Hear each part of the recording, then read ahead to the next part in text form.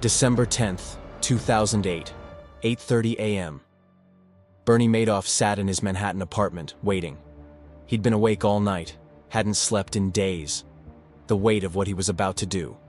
Crushing. His sons, Mark and Andrew, were on their way. He'd called them the night before, said he needed to talk, something important. They assumed it was about bonuses. The firm was struggling like everyone else in the financial crisis. Maybe they'd have to tighten belts. They had no idea. When they arrived, Bernie led them to his study, closed the door, looked at his sons, men he'd raised, trained, brought into the family business, and said 7 words that would destroy everything. There is no innocent explanation for this. Mark asked what he meant. Bernie took a breath. And then he confessed. The investment advisory business, the prestigious operation that managed money for billionaires, Hollywood celebrities, charities, foundations, was a fraud. All of it. There were no investments, no trading strategy, no returns. It was a Ponzi scheme, the biggest in history. For 30 years, Bernie Madoff had been paying old investors with new investors' money, creating fake statements, fabricating trades that never happened, building an empire on lies so vast, so elaborate, that even his own sons had believed them. The number was incomprehensible. $65 billion. Gone. Mark and Andrew stared at their father in horror. This man who'd taught them about integrity, about trust, about building a reputation. He'd been lying, for longer than they'd been alive. Within hours, they'd contact a lawyer. The lawyer would contact the FBI, and by that evening, federal agents would arrest Bernard Lawrence Madoff, ending the most sophisticated financial fraud in American history. But the question that haunted everyone wasn't just what he did. It was how. How did a respected NASDAQ chairman deceive thousands of sophisticated investors for 3 decades? How did regulators miss it? How did auditors not notice? How did family members work alongside him and never suspect? This is the story of the $65 billion lie, the man who told it, and the thousands of lives destroyed when the truth finally came out. Bernard Madoff wasn't born a con artist. He didn't start out planning the biggest fraud in history. He began, like most people, ambitious, hardworking, wanting to succeed. Born in 1938 in Queens, New York. Working-class Jewish family. His father was a plumber who tried various failed business ventures. His mother ran a small brokerage from their living room until it collapsed during an SEC investigation for record-keeping violations. Young Bernie learned something early. In finance, perception matters more than reality. Reputation is everything. And if you look successful, people assume you are. He graduated from Hofstra College in 1960, married his high school sweetheart Ruth, started a small investment firm with $5,000 he'd saved from working as a lifeguard and installing sprinkler systems. Bernard L. Madoff Investment Securities. It started legitimately, buying and selling stocks for clients, making markets in penny stocks and over-the-counter securities. Nothing glamorous, just honest work in the unsexy corners of Wall Street. But Bernie was smart, visionary even. He understood that Wall Street's old guard, the established firms with their mahogany offices and gentlemen's club atmosphere, was vulnerable. Technology was changing everything. In the 1970s and 80s, Madoff pioneered computerized trading. He built automated systems that could execute trades faster and cheaper than traditional floor brokers. He created one of the first electronic trading platforms, a precursor to modern systems like NASDAQ. His innovations made him legitimate, respected. In 1990, he became chairman of NASDAQ. Bernard Madoff wasn't just another broker. He was an industry leader, a reformer, someone who testified before Congress about market regulation. This reputation was crucial. Because somewhere along the way, investigators were never sure exactly when Bernie started the fraud. The most likely scenario, based on years of investigation, was that it began in the early 1990s. Maybe earlier. The legitimate trading business was thriving, but Bernie had also started an investment advisory service, managing money for wealthy clients, promising steady, consistent returns. And at some point, he couldn't deliver those returns. Maybe he made bad trades. Maybe the market turned against him. Maybe he just got greedy. Instead of admitting losses, Bernie did something else. He created fake statements showing profits, paid those profits to clients using money from new investors. The classic Ponzi scheme, named after Charles Ponzi, who'd run a similar fraud in the 1920s. But Bernie's version was more sophisticated, more subtle, because he didn't promise unrealistic returns. He didn't attract attention with claims of 20 or 30% annual gains.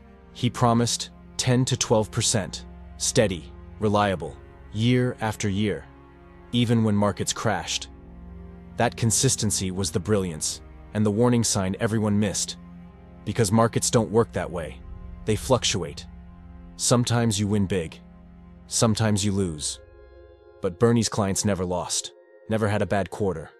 Their returns were suspiciously perfect. But people wanted to believe, wanted to trust that Bernie Madoff, NASDAQ chairman, industry pioneer, respected figure, had discovered some secret formula, some sophisticated strategy that generated reliable returns regardless of market conditions. He called it a split-strike conversion strategy, buying stocks and using options to hedge risk. It sounded technical, complicated. Most investors didn't understand it. They just saw the statements, the steady gains, the reputation, and they invested more and more. By the 2000s, Bernie Madoff's investment advisory business had become the most exclusive investment opportunity on Wall Street. Not anyone could invest. You needed connections, introductions, access. This exclusivity was intentional. Bernie cultivated an image of selectivity, of being too successful to need new money. He'd occasionally turn people away, tell them he wasn't accepting new clients, make his fund seem like a private club that was nearly impossible to join.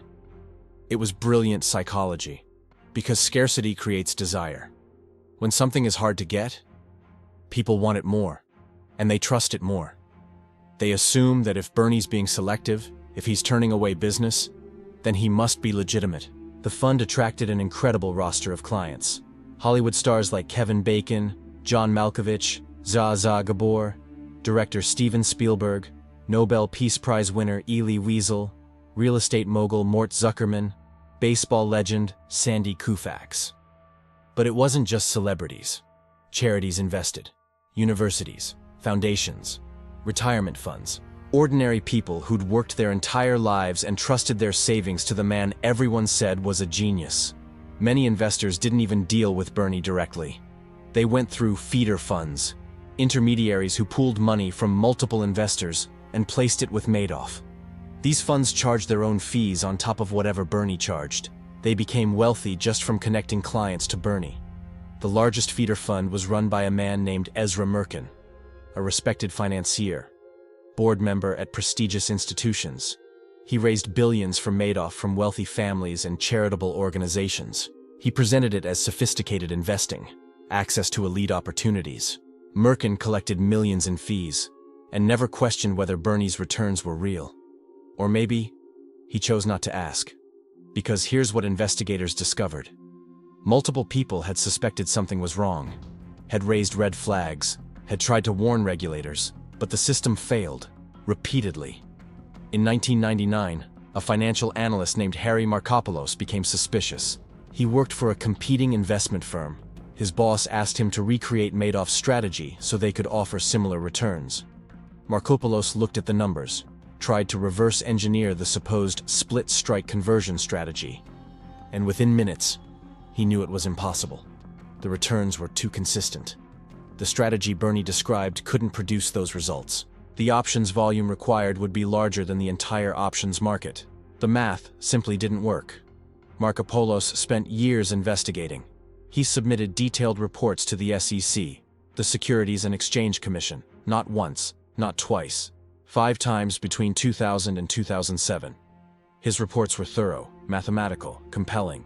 He provided evidence, calculations, explained exactly why Madoff's returns were impossible. He literally titled one submission, "The world's largest hedge fund is a fraud." The SEC investigated. Sort of. They sent low-level staff to interview Madoff. Bernie was charming, confident.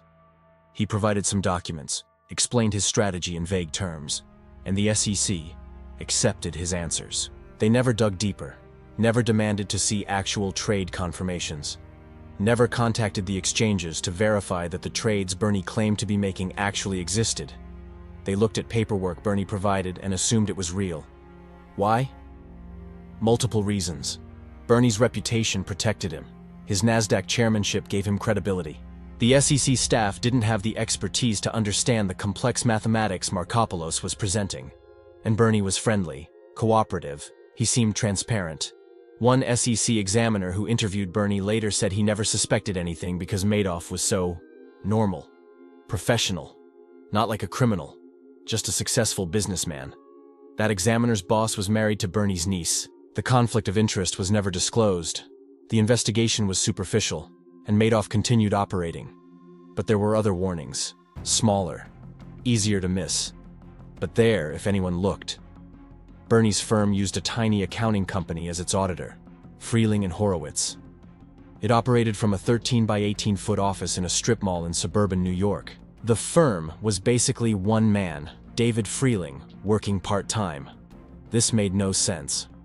Madoff's operation claimed to manage $65 billion. Sophisticated investors, complex trades, and it was being audited by one guy in a strip mall? Major accounting firms wouldn't touch Madoff, not because they suspected fraud, but because the potential liability was enormous. If they missed something in an operation that size, they could be sued for millions. But investors never asked why a $65 billion fund used a one-person auditor. Or if they did ask, they accepted Bernie's explanation that it kept costs down. That big accounting firms were unnecessary. That Freeling had been with him for years and understood the business. David Freeling later pleaded guilty to fraud.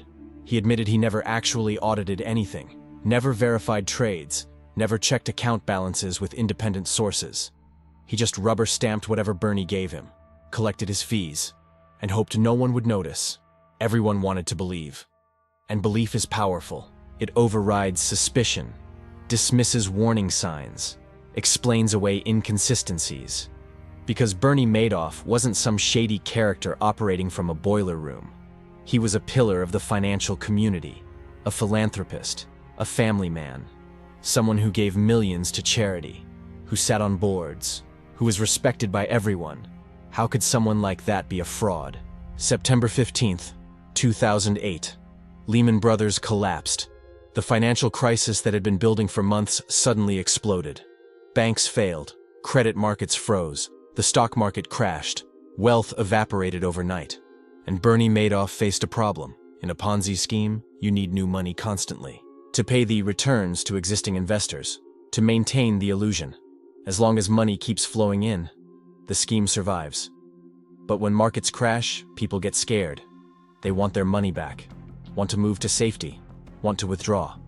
And withdrawals kill Ponzi schemes. By November, Bernie was facing billions in redemption requests. Clients wanted out, wanted their money. All at once. There was no money. It didn't exist. Never had.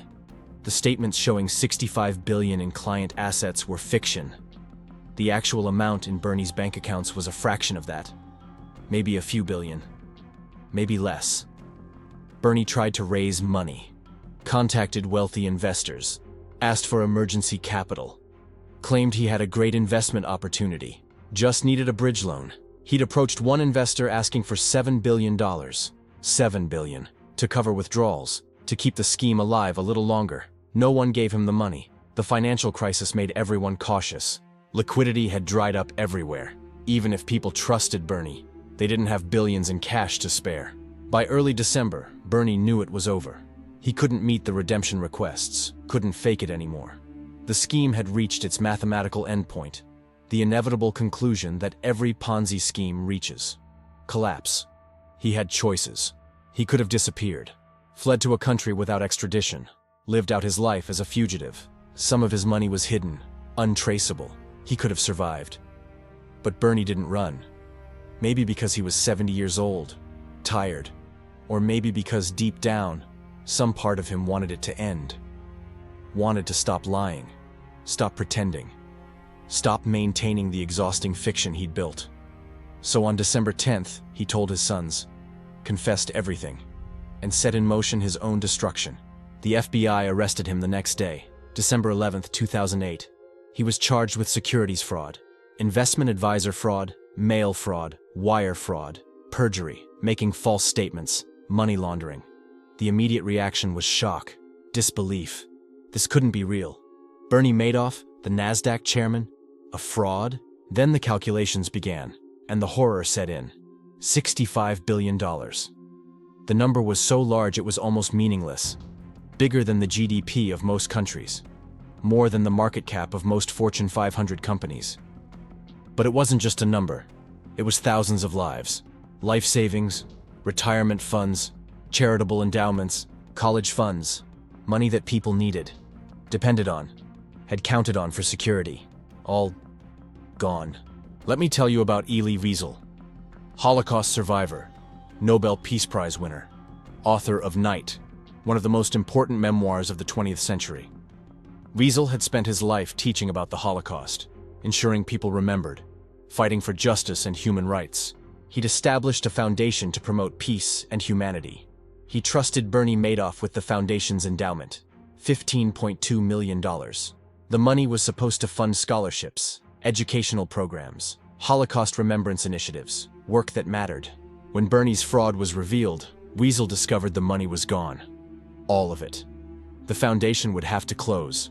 Programs would end. Scholarships would be canceled. But worse than the financial loss was the betrayal. Wiesel and Madoff had been friends. They sat on boards together, attended the same synagogue. Their families knew each other.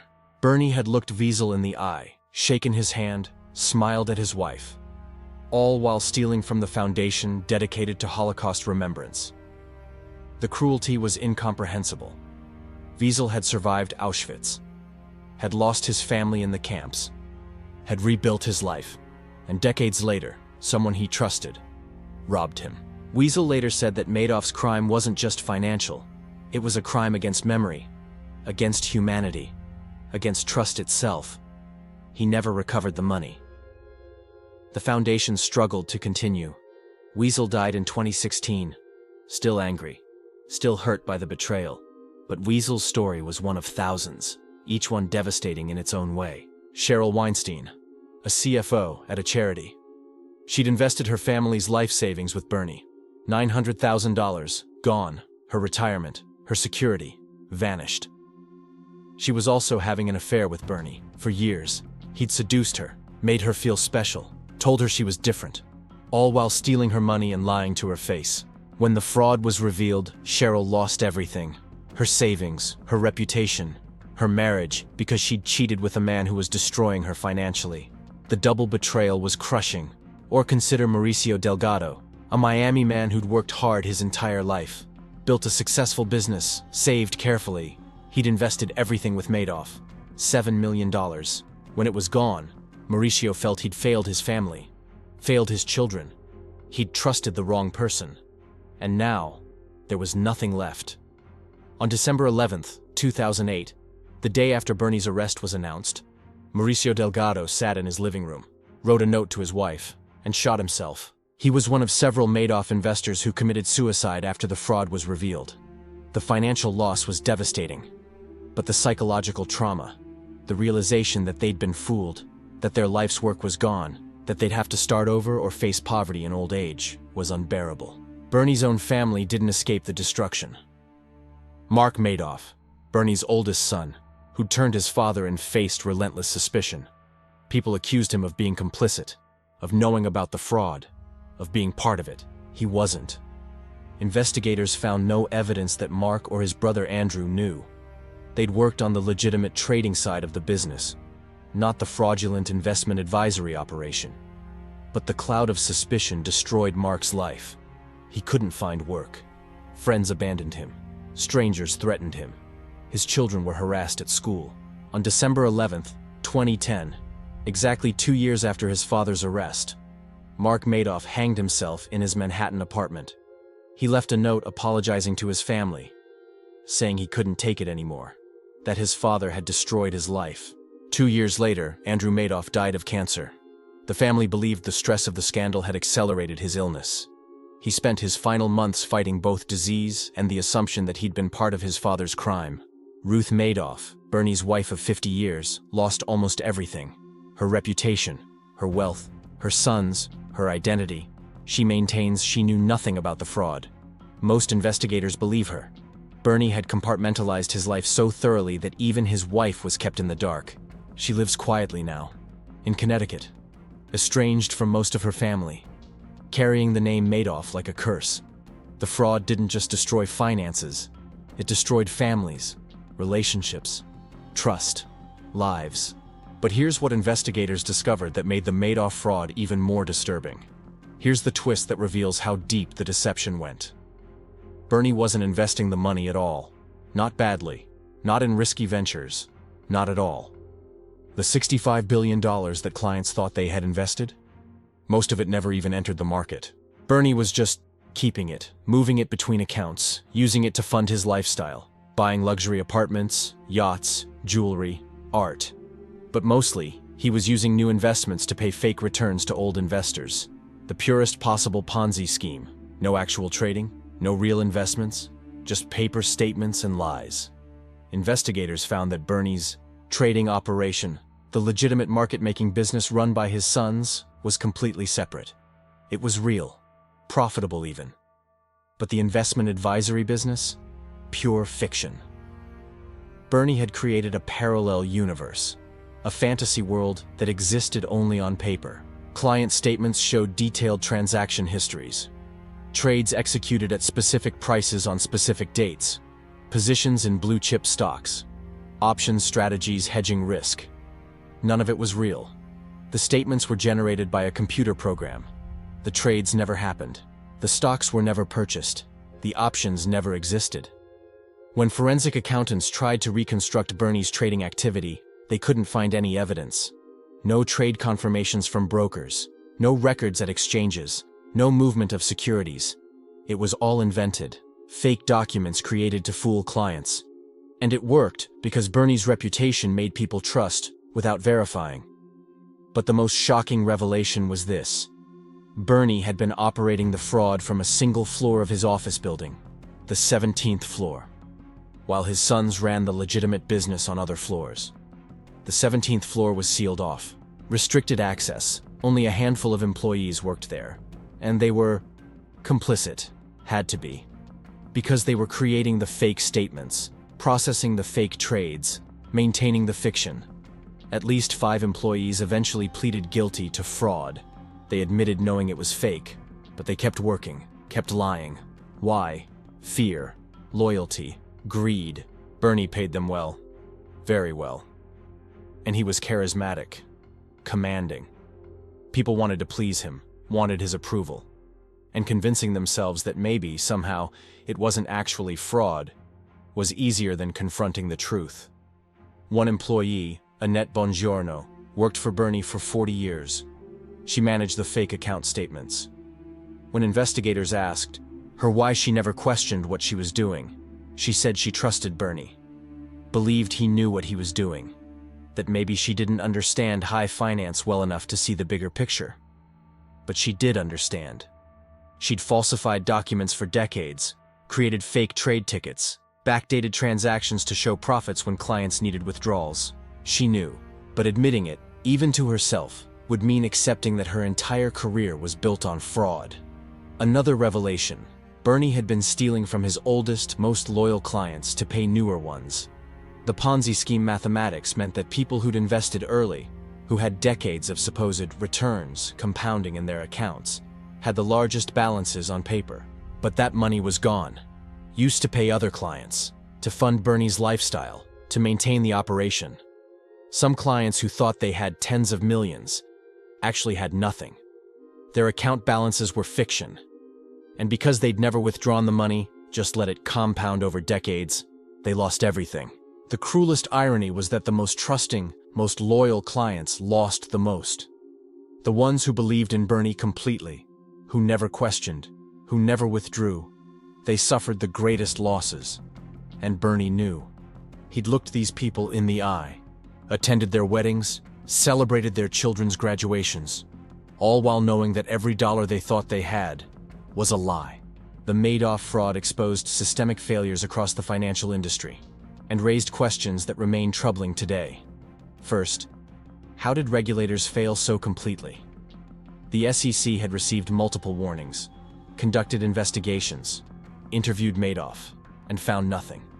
Post-collapse investigations revealed incompetence bordering on negligence. SEC staff who didn't understand basic finance, supervisors who didn't follow up on red flags, a culture that deferred to industry leaders rather than scrutinizing them. The SEC's Inspector General issued a devastating report. It concluded that if investigators had done basic due diligence, checked trade records, contacted exchanges, verified account balances, they would have discovered the fraud immediately, but they didn't. Because Bernie Madoff was respectable, credentialed, untouchable, and the SEC assumed that someone with his reputation couldn't possibly be a criminal. The failure led to reforms. The SEC created a whistleblower program, incentivized people to report fraud, increased penalties for non-cooperation. But the fundamental question remained: can regulators actually catch sophisticated fraud before it collapses? Second, why did sophisticated investors fail to notice? These weren't naive retirees. Many Madoff clients were wealthy business people, financial professionals, accountants, lawyers, people who should have understood investing, but they didn't ask basic questions. Why is an auditor so small? Why are returns so consistent? How exactly does this strategy work? Can I see independent verification of my holdings? They accepted Bernie's explanations, trusted his reputation, and wanted to believe they'd found something special. Exclusive. A way to beat the market without risk. It revealed something uncomfortable about human psychology. We trust people who seem trustworthy. We believe things we want to believe. And we don't question success, especially when that success includes us. Third, what happened to the money? $65 billion is a phantom number. That's what Bernie's fake statements claimed clients had.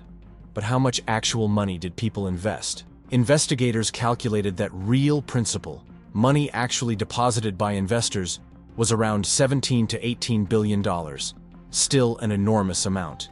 But the other $47 billion was fictional, supposed gains that never existed. Of the real money, some went to fund Bernie's lifestyle. Luxury apartments in Manhattan, Palm Beach, and the French Riviera, a 55-foot yacht, private jets, expensive art. But Bernie's personal spending, while lavish, probably totaled a few $100 million, a fraction of the total. Most went to pay other investors. People who withdrew money over the years received real cash. They thought they were withdrawing their returns. Actually, they were withdrawing other people's principal. This created a legal nightmare. Some investors withdrew more than they'd deposited. They'd started with, say, $1 million, let it grow for 20 years, then withdrew $5 million. Tihei thought they were taking out their money plus returns, but the returns were fake. So they'd actually taken out $4 million that belonged to other investors. Were they victims? Or were they inadvertent beneficiaries of fraud? A court-appointed trustee, Irving Picard, spent years suing these net winners, demanding they return the excess withdrawals, because that money belonged to the net losers, people who'd deposited more than they withdrew. Many fought back. They'd received the money in good faith, spent it, paid taxes on it. Now, years later, they were being told to return millions they no longer had. The legal battles continue. Over a decade later, some cases remain unresolved, and many victims still haven't been fully repaid. Fourth, how many Ponzi schemes are operating right now?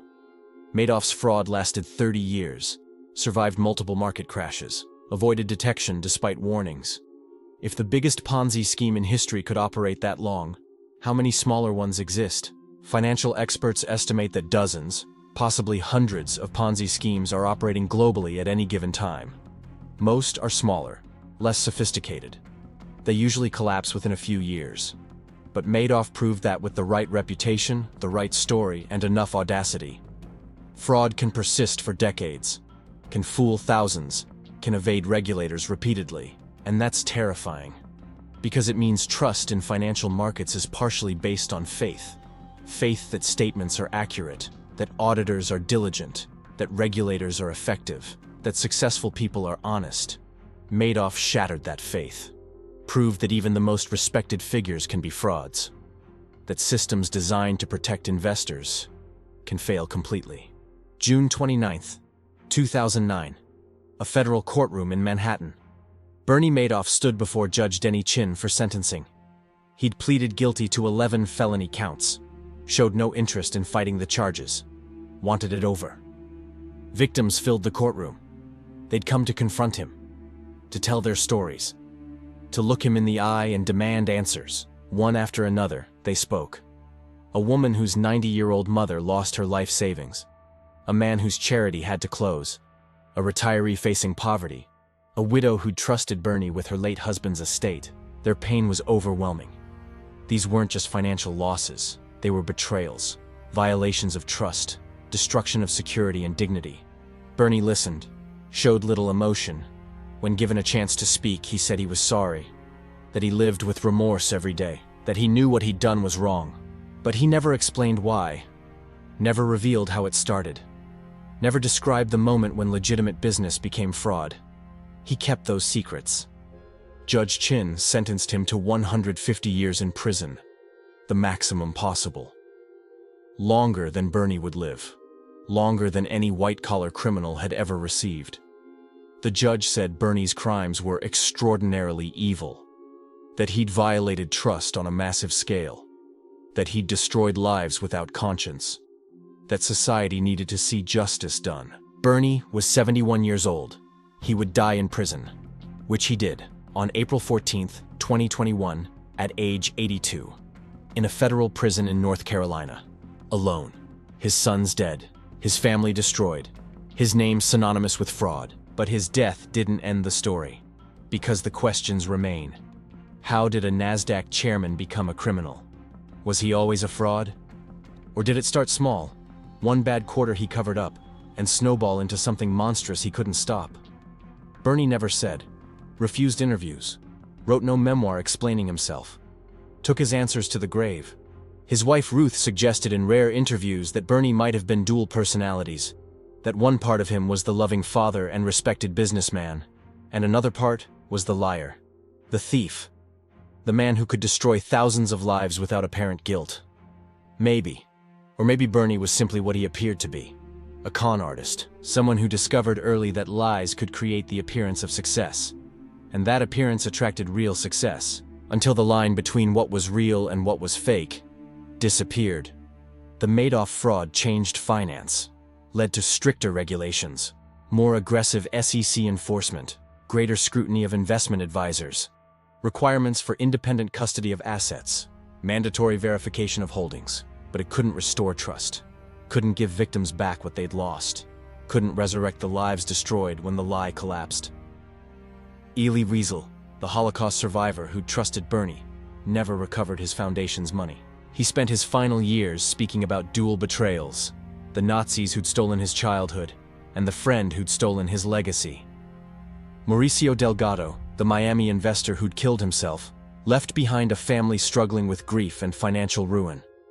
His widow said the hardest part wasn't the money. It was knowing her husband died believing he'd failed. That Bernie Madoff's lie had convinced a good man he was worthless. Mark Madoff's children grew up without their father, carrying a last name forever associated with fraud, answering questions about a grandfather they barely knew, living with the knowledge that their family's tragedy played out in public, documented, analyzed, turned into a story that would be told forever. And thousands of others just tried to rebuild. Some started over in their 70s and 80s, working jobs they'd thought they'd left behind, downsizing homes, canceling retirements, learning to live with less. The $65 billion lie wasn't just about money. It was about trust, about the assumption that success means legitimacy, that reputation equals honesty, that people in positions of power are worthy of that power. Bernie Madoff proved those assumptions wrong, showed that monsters can look like respected businessmen, that fraud can hide behind credentials and charm, that the people you trust most might be the ones stealing from you. And the truly terrifying part? Bernie wasn't particularly brilliant. His Ponzi scheme was crude. The warning signs were obvious. Multiple people tried to expose him. He succeeded not because he was a genius, but because people wanted to believe, wanted exclusive access, wanted consistent returns in an inconsistent world, wanted to be part of something special.